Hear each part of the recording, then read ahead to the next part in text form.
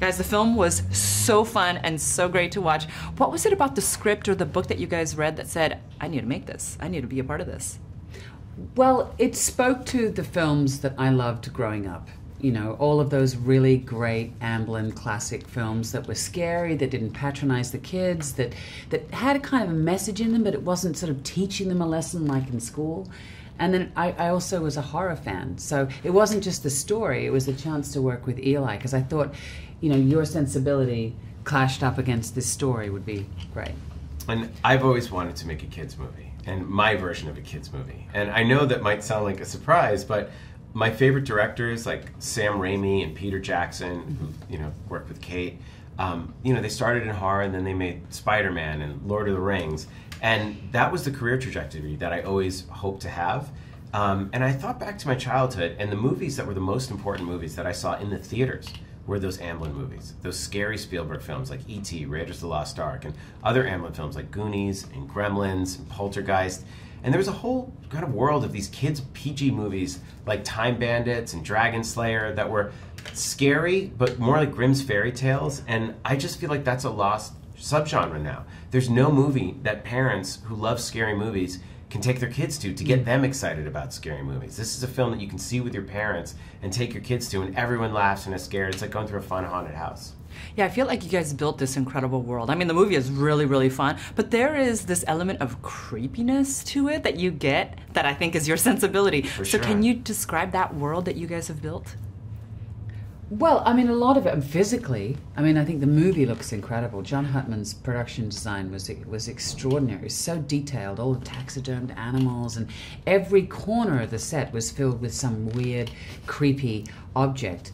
But it always amazes me with films is that you can have the best script, great cast, great production design, but somehow the atmosphere that you feel on set isn't translated to the screen, and that is entirely direction. And I think that, you know, that somehow that Eli created this atmosphere on set that was fun and it was buoyant. We weren't taking ourselves seriously, but we were taking the work seriously. But the atmosphere came across, and that's very rare. Thank you. I mean, I look at my favorite films that are, you'd say, dripping with atmosphere, the films of Ridley Scott, like Alien and Blade Runner and Sebastian's Laboratory. And I always wanted to make a film that was like at the Tim Burton, Guillermo del Toro, Terry Gilliam end of the movie spectrum.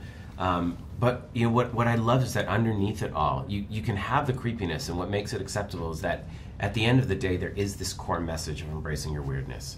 And I really connected to that it's this idea that all of the things that we think make us outsiders and make us strange, that's actually the source of your superpowers. And once you embrace who you are and own that, that's when you are at your most powerful. And that's what Lewis, our main character, learns to do in the film.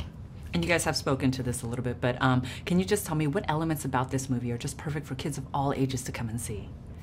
I think kids are much more robust, and their imagination is darker and weirder and stranger than we often, in our contemporary parenting world, allow that to be. So I know my kids are like that. So I think this really speaks to that sort of strange roller coaster, fantastic, challenging, scary but exciting films that children really do want to go and watch. And I love the theme of not just embracing your weirdness, but that everybody has some sort of break in their family, and that we are all going to have tragedy in our lives. And how do you deal with that?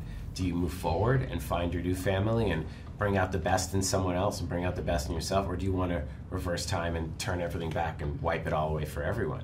So the watching these three broken characters, Kate's character who's lost her family, Jack who's left his family and feels abandoned by them, and Owen Lewis who's lost his parents, watching the three of them come together and form this little family, it gives you hope that you can overcome any tragedy in your life. I mean, that's the thing. If we talk about it being a scary film, but in fact the three central characters are all quite fearful of something that they have to overcome. And it's not the things that the audience is scared of, it's something inside them, so they have to be brave.